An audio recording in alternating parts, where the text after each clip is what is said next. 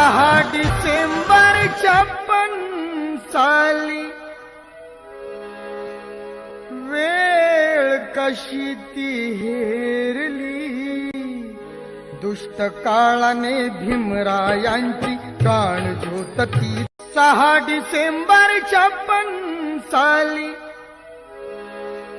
वेळ कशी ती हेरली, दुष्ट काळाने भीमरायांची काळझोत ती.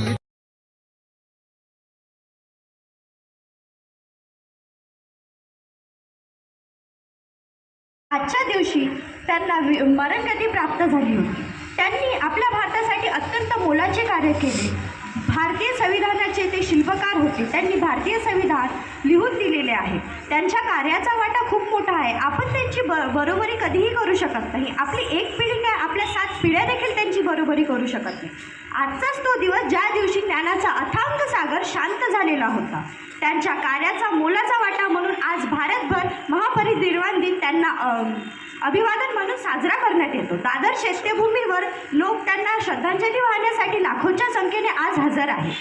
देशांमध्ये पूर्ण 193 देशांनी महापरिनिर्वाण दिन आजचा हा दिवस हे करण्यासाठी त्यांनी आपले स्वतःचे झेंडे खाली उतरवून आपल्या भारताचा झेंडा वरती लहरावलेला आहे. 193 देशांनी हे मोलाचे कार्य आज केलेले आहे. मग आपण ते आपल्या देशातील एक महापुरुष होते याचा अभिमान आपल्या सर्वांना वाटायलाच हवा. जर 193 देश असं करत असतील तर आपणही देखील त्याच वाटेने जायला हवे असे मला वाटते. आजच्याच दिवशी ज्ञानाचा अथांग सागर शांत झालेला होता. त्यांनी बुद्ध आणि त्यांचा धम्म हा ग्रंथसुद्धा लिहिला. त्यांचे मोलाचे कार्य अत्यंत अनेक क्षेत्रांमध्ये आपल्या सर्वांना बघायला आज मिळत आहे. शिक्षण क्षेत्रामध्ये असो किंवा इतर कोणत्याही गोष्टीमध्ये आज आपल्याला समानतेचा हक्क मिळतो तो त्यांच्याचमुळे.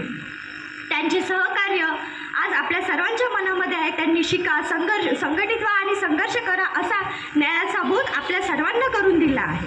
त्यांच्याजवळ 32 डिग्र्या होत्या, 8 भाषांचे ज्ञान होते. तरीही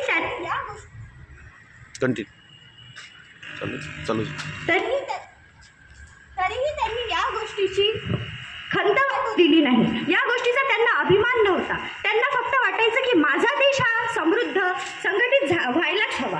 आजच्याच दिवशी तो ज्ञानाचा अथांग सागर विझला होता. 50,000 वर्षांची गुलामी फक्त 50 वर्षात तोडून काढणारा तो महामानव सूर्य आज शांत झाला होता. धन्यवाद.